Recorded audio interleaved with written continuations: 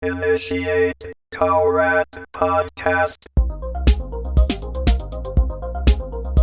Today I just want to talk about something a little more personal, talking about family basically, but also talking about how having faith and a relationship with God helps us to deal with things, work through various things in our lives. And one of them that I went through recently, being the father of 6, our youngest graduated last year. And that whole year I'd been kind of keeping in mind that, each game we went to and these things is like, okay, so this is the last time we're going to ever go to this gym and play these guys.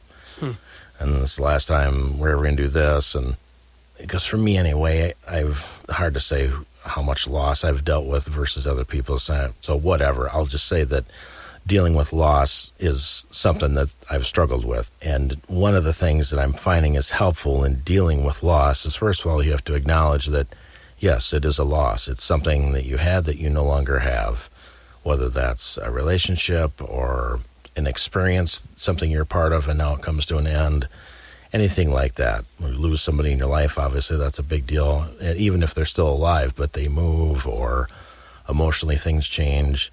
So I can say change is a challenge for me, and loss just seems like there's so much loss and just coming to grips with it.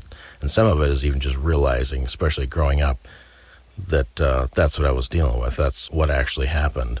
So in talking about the first of the lasts, as I told some friends last year, our youngest was graduating. A couple weeks before he graduated, I was going through some photos, and I have a huge photo library. I use Lightroom, and so a ton of digital photos, and I've had digital cameras for the last 23 years.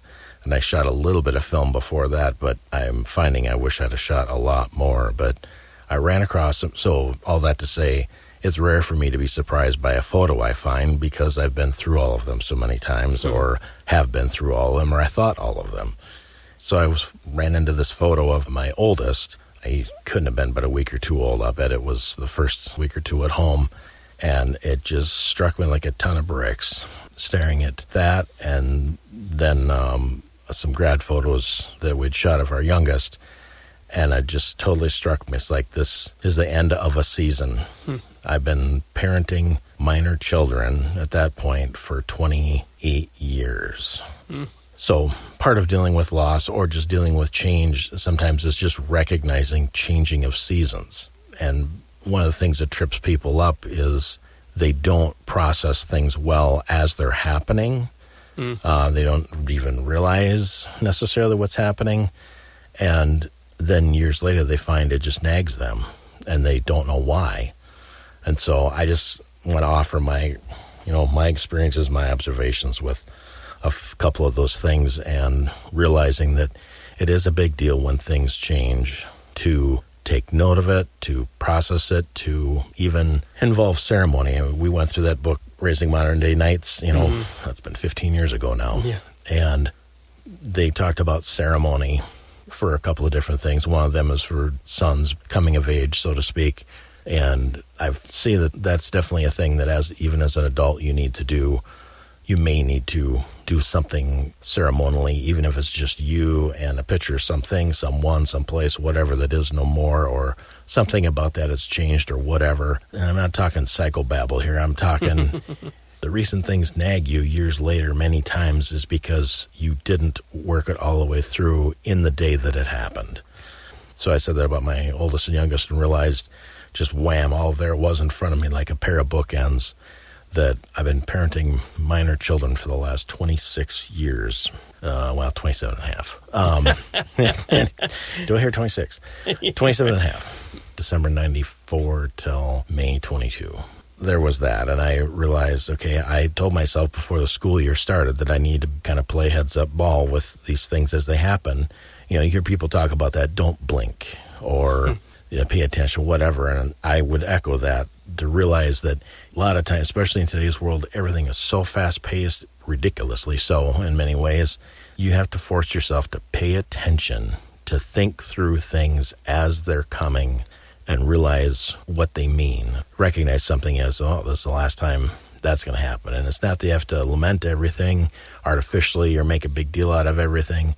You just need to make sure you're paying attention as each one of these things happen, and because it might nag you later. So the summer we went through that Raising Modern Day Knights, so my oldest at the time was 13. So Nicollet County Conservation Club, they had that one event they have every summer. It's like $5 or something for each kid. You come out and they get to shoot, trap shoot, archery, and a couple other things, and they have a drawing, and they give away prizes and stuff. And so this is an example of one of the situations where I didn't realize the time that I was in. I would say I paid more attention than at least some parents as far as being involved with my kids' lives and deliberately doing things. But this one caught me off guard, and this was kind of the first of this season. And I realized, oh my goodness, yeah, I need to start paying closer attention. So we went to this thing at the Conservation Club, and my oldest got up to shoot trap, and he'd never shot trap before, never shot a shotgun. He had shot 22, I think, maybe 30-06. I think we went hunting for the first time the year before that, maybe, deer hunting with in-laws. So he got up, they threw out 5 clays, and he hit 2 of 5. And it's like, well, that's 40%, and he's never, ever shot trap before. Right. And just in that moment, I was like, oh my gosh, realized that he's not a little boy anymore. He's an adolescent, and he's doing things, and he's able to do things. And it was just a reality check. Just in that moment, God just kind of, okay, heads up, this is what's happening. This is where you're at. So that is just an example of paying attention to situations in our lives. And even if we find we came up a little bit short, like, wow, I'm not paying as close attention as I thought. It's not a bad thing. You just need to respond to it. But to realize that seasons that change, the age of our children, the things they're involved in, the things we're involved in. Long story short, I worked for a large employer here in town for just a week shy of 17 years. Then I became an involuntary free agent, as one guy called it. Yeah.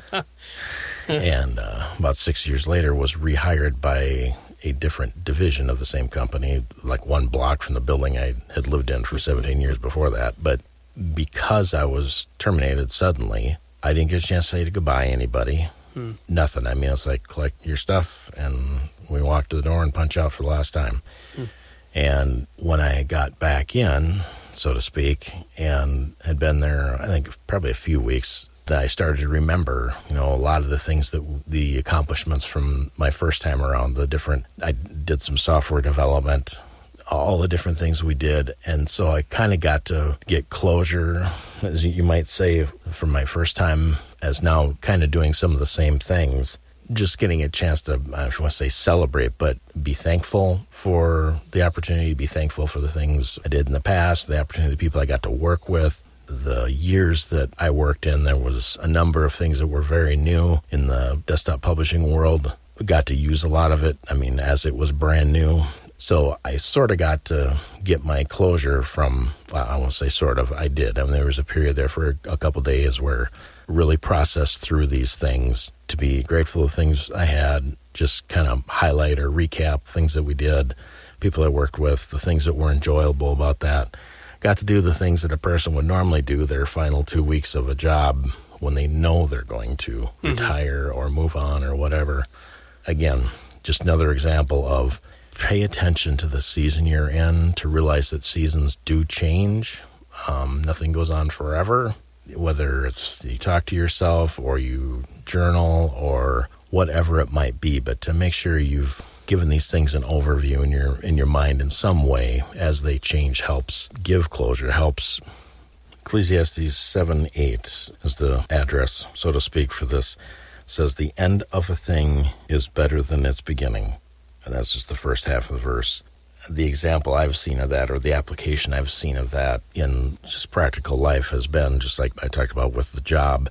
There's something about accomplishing something, the ending of something. You've worked a job for 10, 15, 20, 25 years. Now that's coming to a close. Now you're moving on to something different, whether it's a different job or retirement or whatever. But there's a sweetness about the completion of something or the finalizing, the ending of something that you don't know when you first start out. You don't know where you're going to end up. You don't know what all it's going to bring. And the closure of that, a lot of times you see things much clearer, where you've been, what you've done. Another example I can think of in my life regarding closure and seasons of life and not paying attention in the middle of a season and seasons change, and it's gone, and can't even absorb what all happened. You can't even account for it. When I was in vocational school, I was in a relationship that, looking back, I guess I have to say, was more of a distraction than a help. And this occurred over my years in the vocational school, which is in a town about an hour away, that also happens to be on our route to my in-laws. And every time we would drive through there, so I was there when I was 18 to 20, and then got married at 25. So 5 years later, driving through this town, each time we go to my in-laws, and something just nags me. Every time we go through there, this same feeling comes on me. And we've been married about 10 years, and a friend of mine and I, who also has a connection to this town, we just, for giggles, we went up there one day just to, kind of visit old haunts, so to speak.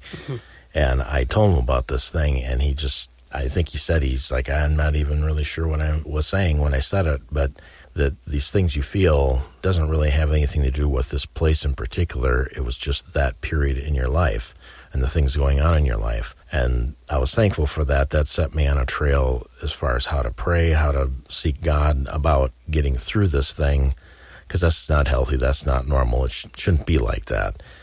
And to realize that was definitely a very specific season of my life that I just wasn't paying attention. I was focused on one thing, and I think I missed some opportunities, but this isn't not even anecdotal at this point. That's not even helpful. It's like, well, it is what it is. But to deal with that, there's a certain amount of loss involved in that situation where it's like, yeah, there probably were some things I could have done that might have helped me professionally. They might have been educational or, job experience, so to speak. So that was kind of one of the first instances that really showed me really need to be processing things as things happen, that there are seasons in life and things come, things go, and you want to take it all in as it's happening. Your Carpe Diem, your seize the moment, seize the day.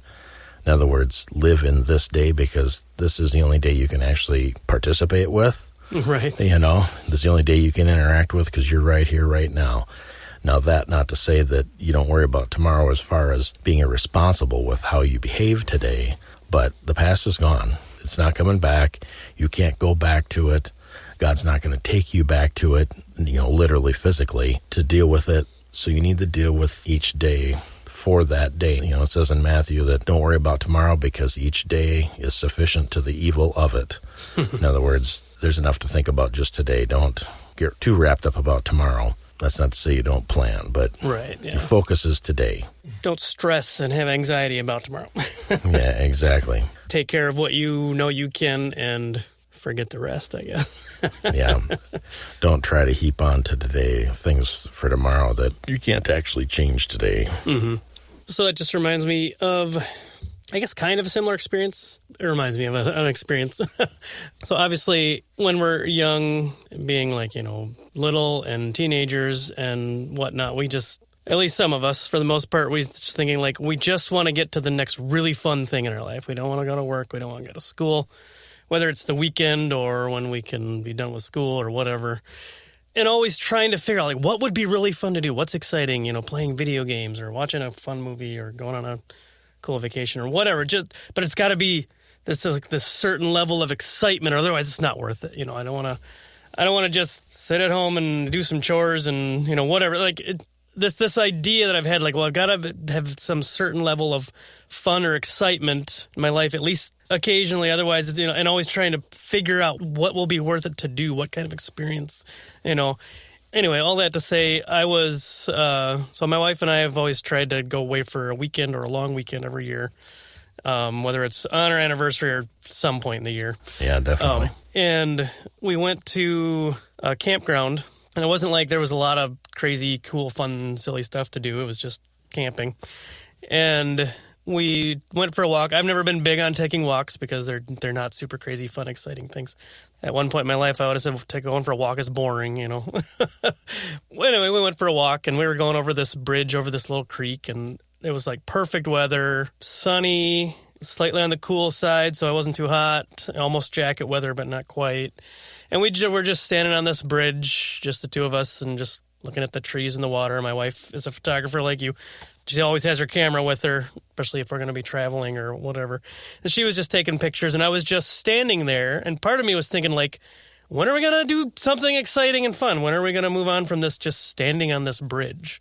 Like, what are we going to do next? And then the thought followed that, like, can't you just stand here, enjoy being with your wife, just standing here, feeling the breeze, feeling the sun, hearing the water. And I just had this thought, like, yeah, this is actually really nice. Yeah. It's not like this high level of super excitement that, I always have imagined that that's the whole point of life or whatever. And I was able to, like, change my mind on it in the moment. Like, yeah, whatever. If we stand here for an hour and we just stand here, this is... Yeah. I'm not at work doing something I hate. I'm not doing chores at home. And it was. And I just... Then I just like started taking it in, just looking at the water, looking at leaves floating down the creek and looking at a bird flying over, and my wife's just standing. I don't know. I don't know if I'm even explaining it, but it was just. Oh yeah. Then it became a really like meaningful experience. Yeah. Even though we didn't even really talk, she was just taking pictures, and I was just there together. And I can't say I like kept from that time on, but I just remember that like thinking like you don't have to like be wondering and wishing when's the next big thing coming. Can we just get to that now? Right. I don't know. So is that something in some form or fashion has kind of recurred since then, now knowing that? Yeah, to a certain extent, I've changed my mindset on it that life doesn't have to be like this high all the time.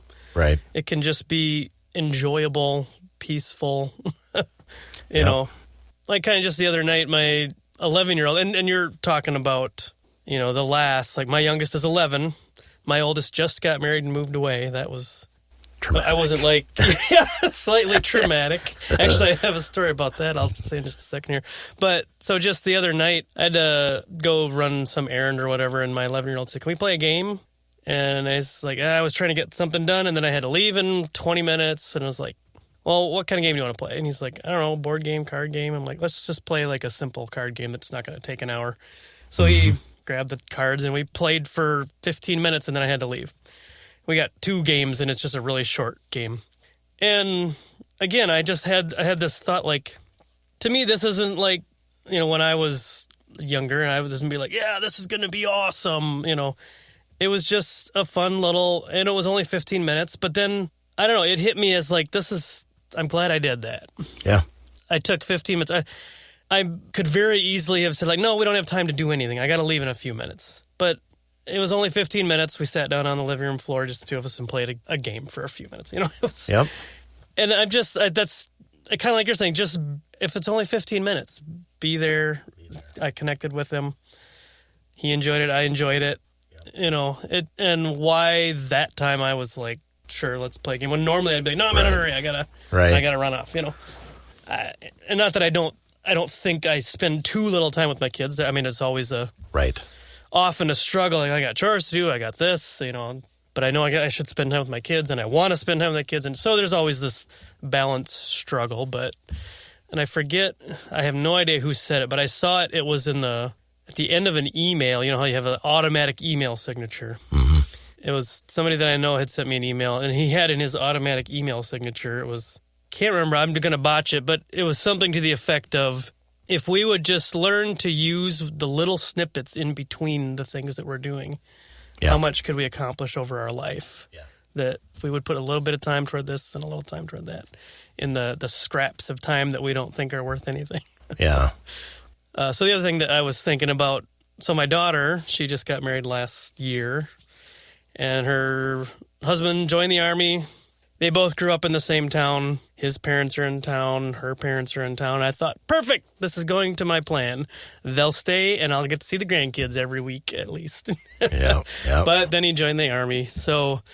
And they just moved to another state. And so we were helping him pack up. And my wife quickly went through all the photos from the time she was a baby up until now and grabbed, I don't know how many, several pages worth, and printed them, put them in a book, a photo album, and gave it to her. And she had given it to her like 2 or 3 days before, like, they were going to move. And so that was already at her apartment. And so we're packing up stuff, and I was carrying heavy stuff in boxes, but there was still stuff that needed to be put in boxes. And I came across this photo album. So I opened it, started flipping through, and of course now I'm seeing pictures of my daughter from a baby as she's growing up. And I just sat down on the floor right where I was. Set up. Right. I don't think, maybe God set it up. Yeah, right, exactly. Maybe that's what you're getting at. And so I just sat down on the floor where I was in the middle of the room, and I started flipping through. And there was nobody in the room at the moment. And all of a sudden, people came back, and they were outside putting stuff in the truck or whatever.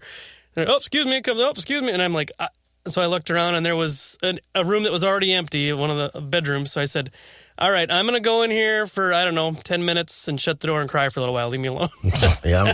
True story. And then I went, and I think you saw the post I posted on Facebook. I went and found just the pictures of her and me from baby all the way up until now.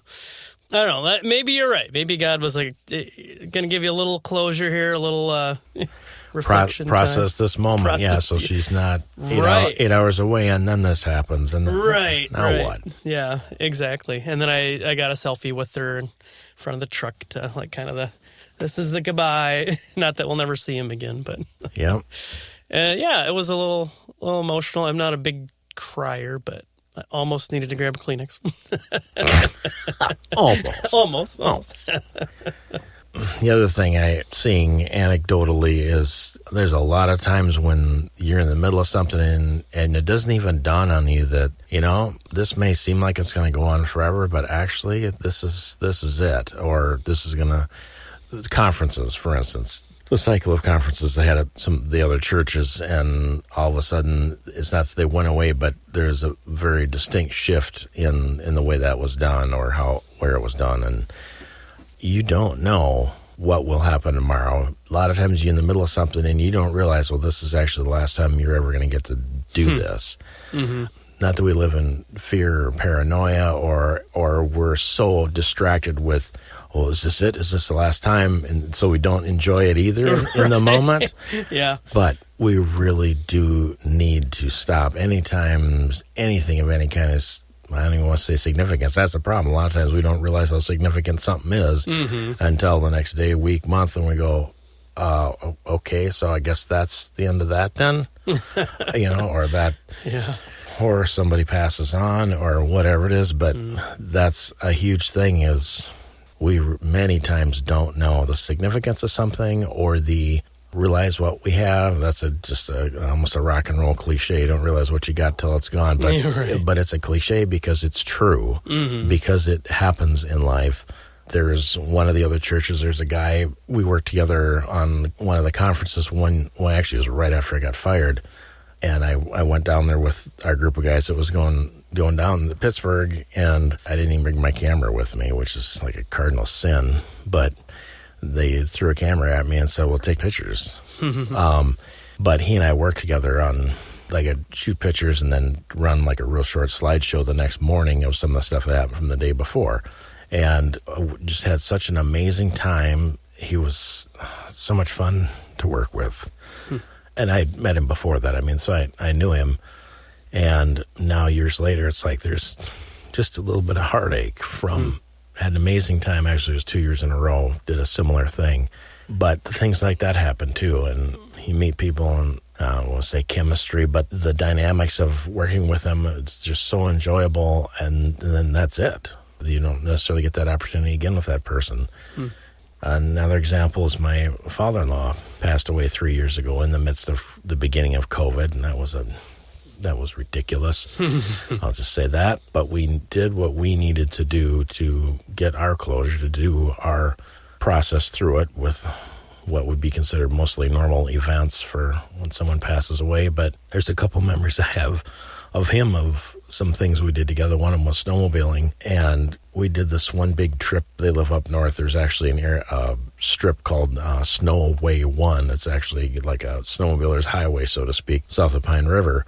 And it's a huge wide groomed trail, and because that's kind of a corridor for going from one sporting location to another in the winter. And we got to do this one big, huge loop this one day. that day I didn't know that was the only time I was ever going to get to do that. And so often that's the case. Things transpire in our life, and we just don't even take in the significance of it or appreciate the weight of it until it's long gone. And my relationship with my father-in-law was very much that way. I was very surprised how I responded, very surprised how I felt, and the things I realized after he passed. I mean, we had a good relationship. If you'd have told me that his passing was going to be the one that impacted me the most, because my mom passed away just a couple months before that, right before COVID, the whole blow up, and I was grateful we were able to do normal ceremony for her passing, and all of us and the nieces and nephews going out for lunch afterward and all of that. But sometimes you just don't know, and the only way to make sure you squeeze every ounce of life out of life is to not be obsessed about yesterday or tomorrow in the midst of something, engage right now. That whole seize the day, seize the moment, engage the moment. Can't go wrong. As a photographer, I mean, your wife might attest to this too, and there was a period where I really was very driven about getting pictures of things because they were changing. And there was a huge construction project by the house I grew up in, and so there was a certain aspect of chronicling it, but there's almost an obsessive drive about that in general that later God worked it out of me, as far as it's because of loss that I felt that grasping onto by taking all these images to grasp onto today as it was. But as a photographer, especially with your family, you can not exactly take in the event in person when you're staring through the lens the whole time. Even if you're looking at it, it's not that you're distracted with not looking at your kid through the lens as you're taking a picture of them while they're playing basketball or soccer or whatever. I would force myself to try and forget about the camera and look at them and try to observe them as if I didn't have a camera. And I was simply just watching them play the game. Right. Yeah, there's definitely a difference, and I've noticed it now that I've never been a photographer. I've never cared about having a camera, but obviously we all have a camera in our pocket now with smartphones, and I like to post stuff on Facebook. And I've definitely noticed it's a different experience when you're thinking about, would this make a cool picture or video for Facebook, or whether you're just in the moment and you're not thinking about that from the photographer or videographer side. You're there, which obviously that's why people hire people who aren't in their family to do weddings usually. Exactly. Yeah, I'm assuming, you weren't the photographer at your own kids' weddings, obviously. No. That would be a terrible experience. I toted my camera anyway, but yes, I let somebody else worry about it. I just try to take all the goofy stuff. Right. Right.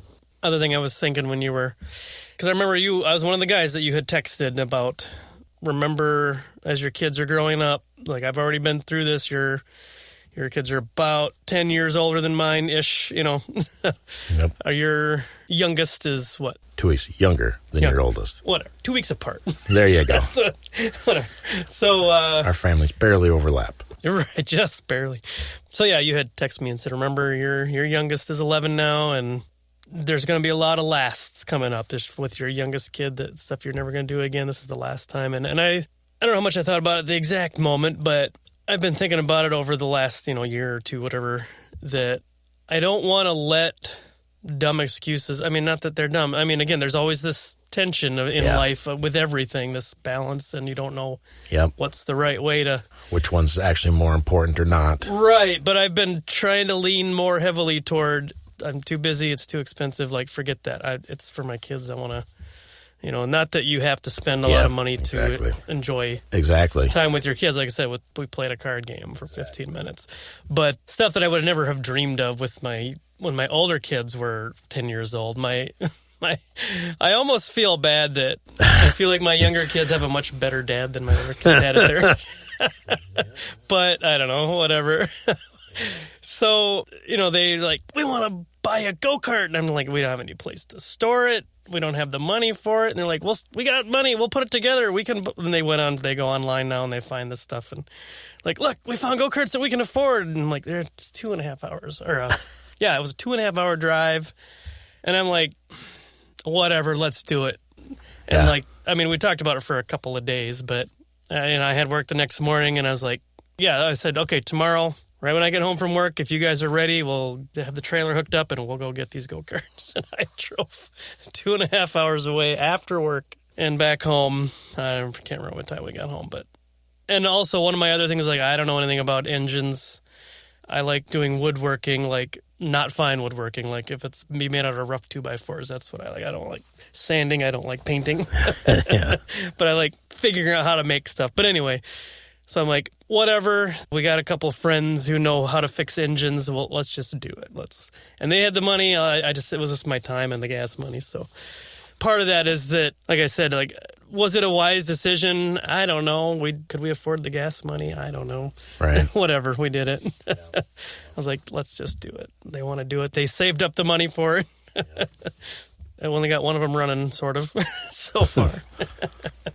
So the faith element, I think, of all these kinds of things is when you've got things that have passed you by, days that, seasons that you missed, didn't recognize, whatever is the loss that's there, he can heal that.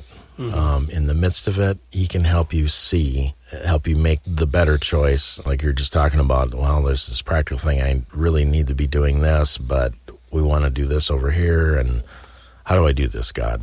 He can really help us both deal with the past, be prepared for the future, recognize the present. So that's another thing. Sometimes we have no idea the impact we might have on somebody in any given moment. We don't think twice about whatever little thing it is we might have done, or maybe we might have shown kindness. Or there's one teacher I can think of from high school that was a believer that I can still see it in my mind, this one particular setting. And it was a very simple thing, but I felt uplifted in the moment. It was helpful, and it was just a simple thing. Probably the converse is true, that the things that we think are a big deal may have less lasting impact than the things that we don't think anything about, mm-hmm. and they actually were a really big deal to somebody. Right, yeah. A couple other thoughts that I had that you reminded me now. I saw this post on Facebook. It's a random picture of some, kids in a neighborhood riding bike or playing or whatever, and it said, one summer night, you and your best friends in the neighborhood all played together, and that was the last time you ever did that, and nobody knew it. I'm trying to remember the neighborhood kids when I was 10 years old. I can remember a couple, but yeah. It was the last time you ever played together, and nobody knew that it was the last time. Exactly. That's the part that makes it hard to deal with sometimes years later is, I don't want to overuse the word closure. I suppose another way we could say it is that processing things as they happen in a healthy manner so that you see things for what they are in the moment, which a lot of times we don't see the significance of things, but it's processing them in a healthy way. There was a guy that spoke at our church a few times years ago, and he had made the comment that, when people experience trauma in their life, a lot of times they get stuck. They're still stuck there emotionally or psychologically 10, 15, 20 years later because they weren't able to process through it correctly, whether it was didn't have people around them to minister to them, to encourage them, to help them see it for what it was, or they didn't see it for what it was. The whole thing of grief, there's tons of stuff about that out there, that there's no time limit on grief. It's like you can't tell somebody, well, it's been 2 years since your spouse passed away, you should be over that now. It's like, right. Well, no. There's a difference between still being stuck back there like you're expecting it's going to return to normal or something, mm-hmm. and just simply occasionally being reminded of those times and mourning the fact that they're gone, but acknowledging that they're gone. Mm-hmm. Again, like I said about my father-in-law, that still surprises me. It randomly shows up, and I realize how much I miss him. I'm just simply never going to see him again. I mean, mm-hmm. until eternity, but I am never going to see him in this life again. We are never going to go to a vintage snowmobile show together again. We're never going to go on a snowmobile ride together again. Mm-hmm. We're never going to drive into Fleet Farm on Saturday morning when we're visiting to get an oil filter or a bag of munchies or whatever, mm-hmm. or the fact that it is gone.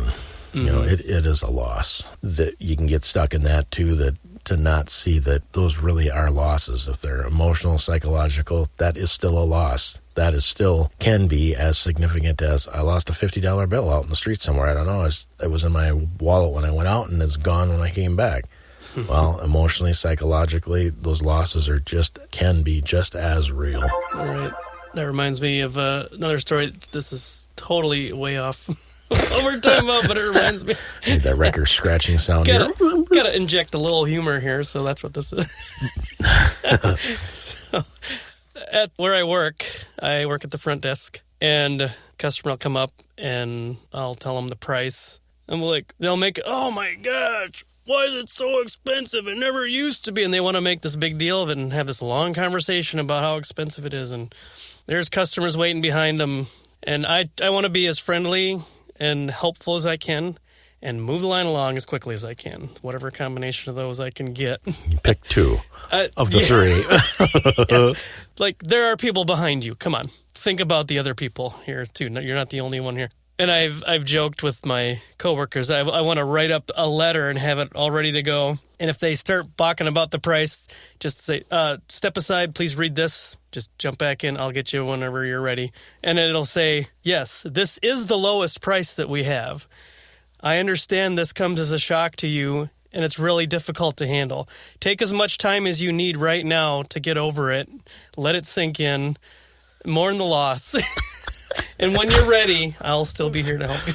In the meantime, I'm going to help the next customer. Oh.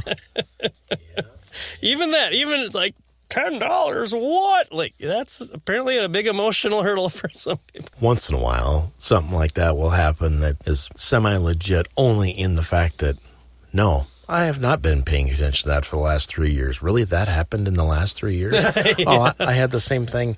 So when we did start doing the music night thing, I had the idea to do that. And we, on the Friday nights we'd do pizza and then just take turns playing music. So I had to set up a system to play it on, and that's kind of my thing.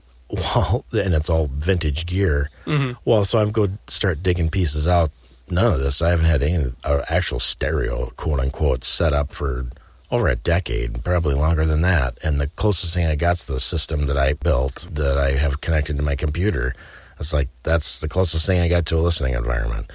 So I actually go to dig all my vintage gear out and go, okay, yeah, I'll set this up. And I go to plug something in and it's not working right. I'm like, wow. Then I have to consider, okay, well, let's see. I could see if I can get this repaired. It's like, talk about the world passing you by. When I contacted a guy I used to work with who actually gave me a couple pieces of gear that are the core of the system that we're using, who he dealt with in the metro area for some of this stuff, and gave me a couple names, and I found the email addresses and contacted a couple of them. And the response I got from this one guy, who I can't remember by his own admission, he was actually a much younger guy, but I'm like, dude, you are clueless. Seriously?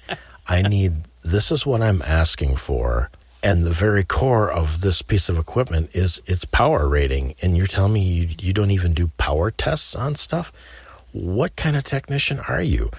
And that whole thing just came tumbling down, and I realized that whole universe I grew up in is all but gone except for those with money.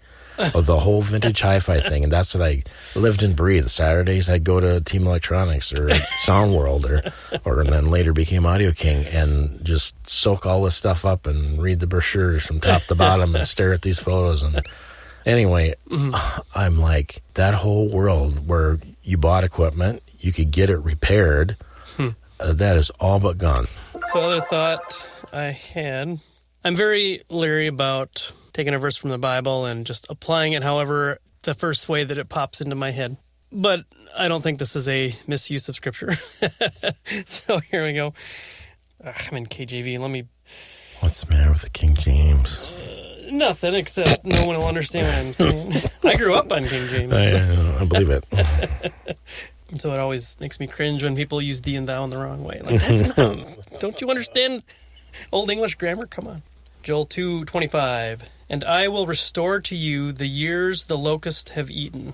I could read the rest, but it doesn't really make my point. Yeah.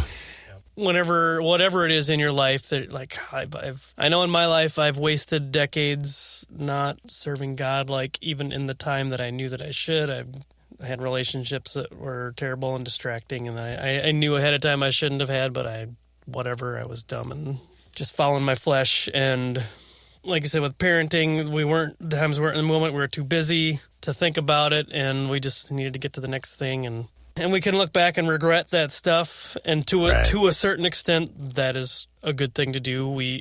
Some people say, I have no regrets. Like, well, maybe we're not using the word regret in the same way. Acknowledge a loss. Right. Like, I feel bad about things I've done in my past, especially when it's hurt other people and I can't fix it anymore. Right. That's a regret. Now, maybe when they say I have no regrets, it means like I don't live in that for the rest of my life. I guess, yes, that's true. But either way, point being, we need to mourn things that we've lost in the past, the ways that we didn't live the way we knew we should have, and now it's too late. There's nothing we can do. And give it to God, and God can, and I say this is a miracle. How can we make up for 30 lost years when we're finally, God got a hold of us or said, now when you pay attention and do what I'm telling you to do? Yep. Okay, finally. But what about the last 30 years? My kids are grown and gone. It's too late, whatever. God can do a miracle and restore the years that the locusts have eaten, the years that were wasted and lost and that we'll never get back, and that will affect us and our kids for the rest of our lives. God can do a miracle. I guess I've always taken that verse to mean, like, if God will restore what was lost, the years that the locusts have eaten, maybe that means God can make it as if those years hadn't been lost. He can restore relationships to what they should have been, to where there's more the joy and the goodness of the relationships that God can heal. We forget the way it used to be, and the joy overtakes the previous pain. Yeah. Not that we don't ever remember it again. But right. The sting is gone. When we do remember it, the sting is gone. Yeah. If I didn't sound like I said that, I totally concur. That is the thing, is that salvation, the three aspects of that word actually is, saved, healed, delivered, is not just going to save us spiritually from damnation, but he's also going to restore body, restore emotion, psychological, the things we're talking about, that he can do that. And that's why movies like Back to the Future, Family Man, Wonderful Life, Peggy Sue Got Married, there's a handful of them that use the time travel mechanism as a plot device. I think that's what they would call it, because everybody likes the idea of, everybody knows they've made some kind of mistake, they have some kind of regret, and they wish they could go back and fix it. Yeah. And that just doesn't happen. Yesterday is gone. God can heal how you see and feel and understand about yesterday.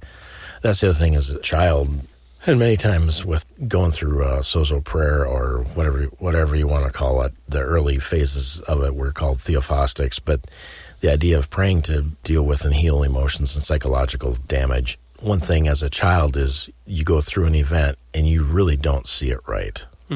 And even sometimes as an adult, you're not seeing things exactly how they really are. But as a child especially, and part of the healing sometimes is understanding in that situation what actually happened, or what was actually going on, what somebody's motives actually were, to get closure from it, to realize that's not at all what was going on. I had I'm adopted, and I had this false, I'll just say it right up front before I even tell the story, but false idea that it was primarily my adopted mom who wanted to adopt me, because my adopted mom and my biological mom were actually best friends. And it was a lie from hell that my adopted dad really wasn't into it. And we didn't have a great connection together, and so that kind of fed, the possible legitimacy of that lie. But in scanning photos for my mom's wake, I've done a ton of slideshows for people for funerals, and when I think of my life, sometimes I think of in terms of that slideshow. That slideshow's nothing except that it can encapsulate and show you some of the things that were important to this person, or encapsulate aspects of their life. And so I'll think to myself, well, which thing would I rather have show up in that slideshow? Should I have done this, or should I have done that? That just seeing things encapsulated like that sometimes can bring clarity on, well, what should I do here in this situation? Anyway, I'm scanning photos for her wake, and I run across this one of my adopted dad's brother holding me as an infant. I mean, I couldn't have been but a month old. And just the stance my adopted dad had in leaning over, looking at me and talking to his brother, I saw this photo, and in a moment I knew that that was a lie that I had believed, that he wasn't into it. This one image, this is why I love photography. One aspect of it is it freezes a moment, captures an emotion, a response, a situation that can tell us a story later on. Sometimes it can remind us of God's goodness. It can remind us of the importance of a certain person in our life, whatever, but it tells that same story over and over again. And I saw this photo, and instantly I knew that that was not true, that it's not true that my adopted mom was the main instigator and that my adopted dad wasn't into it at all. Our minimal relationship or connection or whatever had nothing to do with that. It just had to do with personality and age and upbringing and whatever else. It had nothing to do whether he was interested in having adopted me or not. And that really shifted how I viewed him, even though he passed on 23 years ago. And this was just a couple of years ago I ran across his photo. It shifted, and I repented. Said, God, I judged him. I judged his heart, and it's not right. I have believed a lie. And so that's the aspect of a lot of these stories I'm telling, that God can heal those things. He doesn't change the past as far as materially, physically, like change the events that happened. But he changes us internally, how we see them, how we understand them, and heals the scars from them so that the sting isn't there when we recall some of these things. And that's how we're able to minister to others. Because if we're still scarred and hurting every time we talk about these things, it's not as helpful to other people because they don't feel life coming through. They still feel all the hurt that we feel coming through, but to be able to convey the reality of it and God's mercy and power and healing in the midst of it, that's something to find hope in.